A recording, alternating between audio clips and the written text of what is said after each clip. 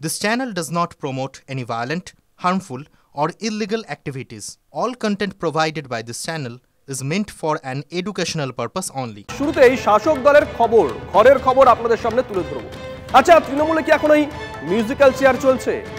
দল স্থির করেছে অভিষেক বন্দ্যোপাধ্যায় দিল্লির রাজনীতি নিয়ে কথা বলবেন। দলের সর্বভারতীয় সাধারণ সম্পাদক শুধু দিল্লি নিয়ে মুখ খুলবেন। এই নিয়ে রাজনৈতিক মহলে জল্পনা চলছিলই। তারই মধ্যে এক ধাক্কায় দলের মুখপাত্র পদ থেকে সরিয়ে দেওয়া হলো একাধিক অভিষেক ঘনিষ্ঠকে। শাসকের সংসারে ক্ষমতা সমীকরণ ঘিরে জল্পনার জল আরো গড়ালো।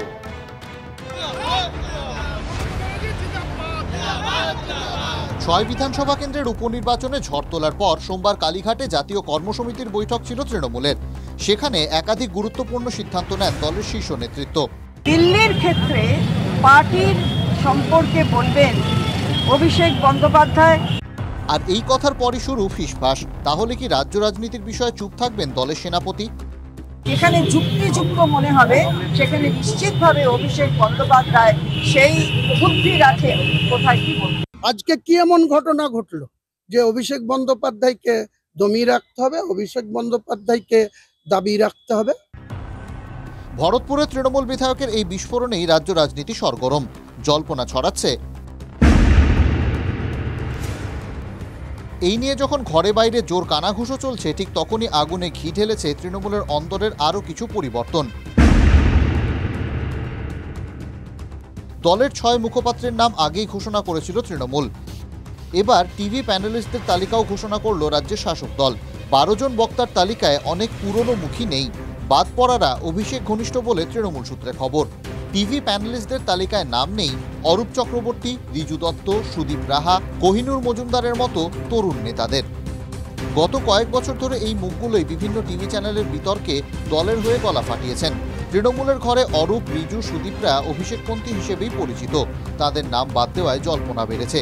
তাহলে কি অভিষেক ঘনিষ্ঠদের গুরুত্ব কমছে? তৃণমূলের মিডিয়া ম্যানেজমেন্টের এই পরিবর্তন কি বিশেষ ইঙ্গিতবাহী? আমরা চেষ্টা করেছি দলের কঠিনতম সময়ে নিজেরা পারফর্ম করবার। না, যখন দুর্দিন ছিল দলের, তখন আমরা যারা বিভিন্ন ফোরামে গিয়ে বক্তব্য রেখেছি, আমাদেরকেও ব্যক্তিগতভাবে কুৎসিত আক্রমণ শুনতে হয়েছে বিরোধীদের থেকে। সমীকরণ বদলাচ্ছে, তাই কি পরিবর্তন হচ্ছে? নিঃসন্দেহে 26-এর আগে তৃণমূল কংগ্রেস দলে মমতা বন্দ্যোপাধ্যায় এবং তার পুরনো দিনের সঙ্গী সাথীরা, প্রবীণরা, ওল্ড ব্রিগেড, তারা গুরুত্ব পাচ্ছেন। প্যানেলিস্টের তালিকা থেকে বাদ পড়ছেন নবীনরা। নিঃসন্দেহে খুব তাৎপর্যপূর্ণ। হ্যাঁ, মুখপাত্র ছিলাম, আজকে নেই। একটা ব্যক্তিগত স্তরে খারাপ লাগা থাকে, কারণ মুখপাত্র থাকাকালীন যখন কাউন্টার করেছি আমাদের পরিবারের লোকজনকে পর্যন্ত গালিগালাজ শুনতে হয়েছে। সেই জায়গায় লড়াই করার পরে খারাপ লাগা একটা থাকে। অভিষেকপন্থী নেতাদের খারাপ লাগছে। দল কি গুরুত্ব দিয়ে দেখবে? ওয়ার্কিং কমিটির বৈঠক, জাতীয় কার্যনির্বাহী সমিতির বৈঠক, কর্মসমিতির বৈঠক, সেখান থেকে সাংগঠনিক কিছু সিদ্ধান্ত হয়েছে। এই বিষয়ে কোনো মন্তব্যই কোনো অবস্থায় করব না। শুধু অরূপ রায় নন, অভিষেকের হয়ে ব্যাট করে বারবার মুখ খুলে বিতর্ক বাড়িয়েছেন। দলের শৃঙ্খলা রক্ষা কমিটির বিরুদ্ধে মঙ্গলবার সুর চড়িয়েছেন। 24 ঘন্টার মধ্যে সেই ভরতপুরের তৃণমূল বিধায়ক, যিনি অভিষেকপন্থী হিসেবে পরিচিত, সেই হুমায়ুন কবিরকে শো কজ করল দল। জবাব দিতে সময় 3 দিন। অনুতপ্তও নই, আমি বেশি আনন্দিতও নই, আমি বেশি বিচলিতও নই। আমাদের নেত্রী তারই সিদ্ধান্তে অভিষেক ব্যানার্জিকে তিনিই নাম্বার 2 করেছেন এই দলে। কাজেই সেই তার পক্ষে কথা বলার জন্য যদি দলের ডিসিপ্লিন ভঙ্গ হয়ে থাকে, তাহলে সেটা আমি দলের কাছেই তার যথাযোগ্য উত্তর দেব। শত্রু, বিরোধীরা শত্রু, আবার স্বদলেও প্রচুর শত্রু।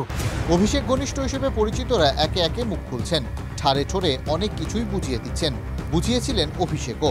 লোকসভা ভোটের পর 21-এর মঞ্চে দাঁড়িয়ে তৃণমূলের সেনাপতি হুঁশিয়ারি দিয়ে বলেছিলেন, আমি এই যে 1-1.5 মাস কোনো রাজনৈতিক কর্মসূচিতে আপনারা আমাকে দেখেননি, তার কারণ পর্যালোচনার কাজে আমি ব্যস্ত ছিলাম। আগামী 3 মাসের মধ্যে এর ফল আপনারা দেখবেন। অভিষেক যা চেয়েছিলেন তার বাস্তবায়ন এখনো হয়নি। উল্টে দলে তার ঘনিষ্ঠ বলে পরিচিত নেতাদের দায়িত্ব কমে গেল। ক্যামেরায় দীপঙ্করের সঙ্গে সৌরভ গুহর রিপোর্ট, TV9 বাংলা। বাড়িতেও টাকার পাহাড় থাকতে পারে। শিক্ষক নিয়োগ দুর্নীতির অভিযোগ ওঠার পর এই ছবিটা প্রথম দেখেছিল রাজ্যবাসী। গ্রেপ্তার হয়েছিলেন পার্থ চট্টোপাধ্যায়ের বান্ধবী অর্পিতা মুখোপাধ্যায়। গারদে আছেন আঙ্কেল পার্থ চট্টোপাধ্যায়ও। জামিন পেতে মরিয়া প্রাক্তন শিক্ষামন্ত্রী আজ একদিকে যেমন অর্পিতার থেকে দূরত্ব বাড়ানোর চেষ্টা করেছেন, আবার জামিন পেতে বান্ধবী দেওয়ার যুক্তিকেই হাতিয়ার করেছেন প্রাক্তন শিক্ষামন্ত্রী, যদিও তাতে শিখে ছেড়েনি।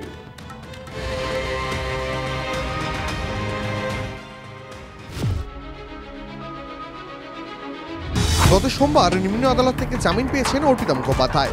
বান্ধবী যে পথে জামিন পেয়েছেন, বুধবার সুপ্রিম কোর্টে সেই অস্ত্রেই জামিনের দাবি জানালেন পার্থ চট্টোপাধ্যায়। একই সঙ্গে দুর্নীতির দাগ মুছতে অর্পিতার সঙ্গে দূরত্ব বাড়ানোর মরিয়া চেষ্টাও করলেন প্রাক্তন শিক্ষামন্ত্রী। বুধবার সুপ্রিম কোর্টে পার্থ চট্টোপাধ্যায়ের জামিন মামলা শুনানি ছিল।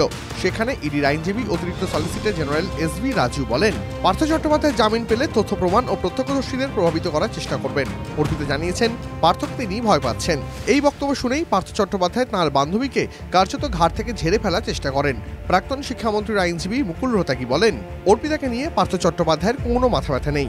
22শে জুলাই 2022 পার্থ চট্টোপাধ্যায়ের বান্ধবী অর্পিতা মুখোপাধ্যায়ের বাড়ি থেকে কোটি কোটি টাকা উদ্ধার হয়। এদিন কোর্টে পার্থর আইনজীবী দাবি, অর্পিতার বাড়ি থেকে টাকা উদ্ধার হয়েছে, পার্থর বাড়ি থেকে কোনো টাকা উদ্ধার হয়নি। সেক্ষেত্রে অর্পিতা জামিন পেলে পার্থ কেন পাবেন না? অর্পিতার সঙ্গে দূরত্ব বাড়ানোর চেষ্টা করলেও জামিন পেতে বান্ধবী দেওয়ার যুক্তিকেই হাতিয়ার করেছেন প্রাক্তন শিক্ষামন্ত্রী। 19শে নভেম্বর সুপ্রিম কোর্ট নির্দেশ দেয়, সর্বোচ্চ সাজার 1/3 জেলে কাটালে জামিন দিতে হবে।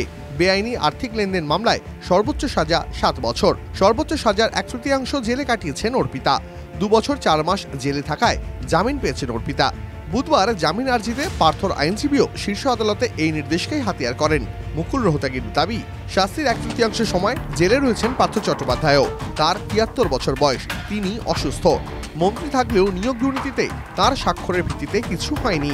সংশ্লিষ্ট মহলের দাবি, এই দাবি করে মানিক ভট্টাচার্যের ওপরেই পরোক্ষে দায় চাপিয়ে দেওয়ার চেষ্টা করেছেন পার্থর আইনজীবী। প্রাক্তন শিক্ষামন্ত্রীর জামিন আবেদনের তীব্র বিরোধিতা করে ইডির আইনজীবী বলেন, দুর্নীতির জেরে প্রায় 50,000 চাকরি প্রার্থীর জীবন বিপর্যস্ত হয়েছে। পার্থ চট্টোপাধ্যায় গুরুত্বপূর্ণ মন্ত্রী ছিলেন।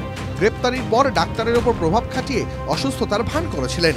বৃহত্তর স্বার্থে পার্থ চট্টোপাধ্যায়ের জামিন হওয়া উচিত নয়। এরপরেই বিচারপতি সূর্যকান্ত ও বিচারপতি উজ্জ্বল ভূঁইয়ার বেঞ্চের পর্যবেক্ষণ, এই মামলায় তদন্ত শেষ করা যথেষ্ট সময় সাপেক্ষ। ফলে অনির্দিষ্টকাল কাউকে জেলে রাখা যায় না। কতদিন ইডি ও সিবিআই হেফাজতে ছিলেন পার্থ? এজেন্সির কাছে তথ্য তলব আদালতের। ফলে আপাতত সুপ্রিম কোর্টে ঝুলেই রইল পার্থর জামিন মামলা। পরবর্তী শুনানি আগামী সোমবার।